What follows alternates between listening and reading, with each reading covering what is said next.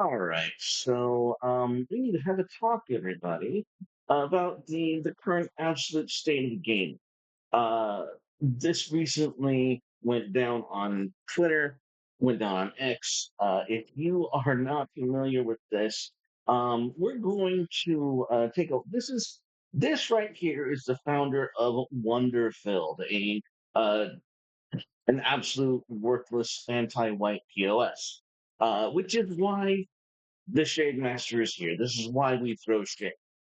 This is why we are. This is my bread and butter. I make money off of fools like this. So let's take it from the horse's mouth. He's so fun. Just we'll get to it. Boy, yeah, it's me, the guy that started the new TSR. It's true. I had a license from it from the owners, right? And Ernie offered it to me, as did the My owners at the God. time. And I rebooted it, and it sort of became this kind of magnet for white nationalists, Trumpsies, Okay. Let him continue. Let the him new cook. Fourth Reich Nazis, Trump supporters. Yeah, and frankly, all MAGA supporters are Trumpsies. They might not want to admit it now, but this, the second time they voted for him, they knew what they were voting for. And we're seeing it. It's affected my life deeply. My family is Hispanic. My family is made of immigrants. My family is made of immigrants all the way back to the birth of this country, serving under General George Washington. My family actually extends prior to that as well as Native Americans. I always considered that American. Um, and then this. Do you though? Do you actually consider that American, or do you consider it something else? I'm genuinely curious about that. We'll let him Happened continue. really these past 20 years. The GOP made a strategy book for how to steal elections here in the United States with the election of George W.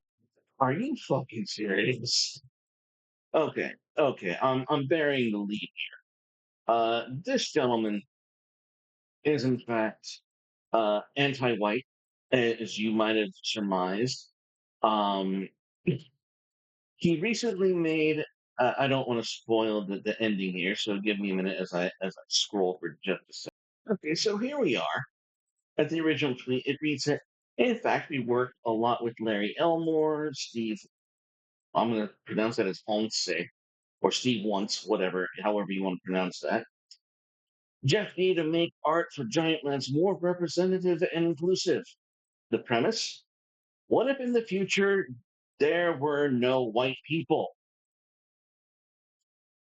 What if in the future there were no white people? If there wasn't a stronger anti-white sentiment on this earth, look, just place any other group of people. What if in the future there were no, I don't know, Yiddish people? What if in the future there were no Irish people? What if the Irish are white? What the fuck was I talking about? What if in the future there were no blacks, Asians, Jews? I believe that one was even attempted. Any other group, and that is an obvious racism. That is a tism here. You've done a bad. You are saying you were anti-white is just evil. He says Larry always tried to sneak in people of color into his TSR art, though he was often denied his attempts to make D&D less white. Who cares? So we decolonized the RPG. The RPG he's made is called Giant Lands, where he says Malcolm X had it right. The most neglected person in America is the black woman. Who cares? Who cares? Honestly, this is why we can't have nice things. This is why gaming is shit. Right here. Now, he goes on to continue. We swore off European fantasy after opening Evermore Park and realized the park was essentially a part of the huge Native American massacre site. So we promised our indigenous ancestors that we would never engage in such business again and set off to create a new kind of American fantasy with giant lands. So, um, who's going to this park? I need to ask. But if you want to understand who this creator is, as he revealed himself, he says he calls them calls us Trumpsy losers. Um, Message from our founder. We just watched some of that. Now, here's what pisses me off. Okay, so he says, in fact, the subjects of violence and racism and their relationship to the RPG we love has been a topic of study for me because it was a very personal story. I've seen firsthand how a person, a close friend, went from passionate RPG compatriot to, in boyhood, to white nationalist mass murderer in adulthood. Motherfucking citation, bitch. Mother, I need a citation. I need receipts for that one. But if in fact you were a little saying, maybe we should respect the artist, let me show you what is on his Twitter feed. This shit. Look at this shit. Detroit Booty Temple. Detroit Booty Temple. Why? Okay. Not only is he anti white, he's pro degeneracy. He is a blatant purveyor of ethnic degeneracy. Who you Lord, make my enemies more ridiculous. I cannot I can't even stand it. This is beyond the pale. Truly. Now he talks about physical threats, which I mean, if not for double standards, they have. This is the typical anti-white playbook. Tabletop company Wonderful Grums, it was reposted, is absolutely crashing out right now. It races white people from the game, goes anti-Trump, anti-Elon, anti-Grums tirade. Bizarre Rant says that Trump losers killed their business. Invokes OG D&D designer Jim Ward and smears his memory by claiming he would have supported white erasure. Gary Gygax actually helped this guy get started. No, not Gary. Ernie. Ernie Gygax. Gary Gygax's son. Um, actually got this gentleman in his start, got their RPG rolling, and then just wanted to turn around and stab them in the back with this anti-white bullshit. And again, this is why I exist. The Shades of Dominion, the game that is linked below and that will soon be up on your screen, is in fact in not just not anti-white, it's pro-white. This is a pro-white fandom. This is a work.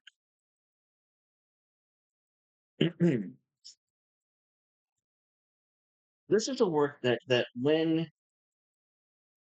that if and when it ever made it big would not be allowed to to not credit white people.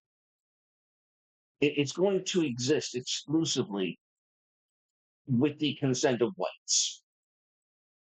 That's the future of this game. The Shades of Dominion exists for that purpose.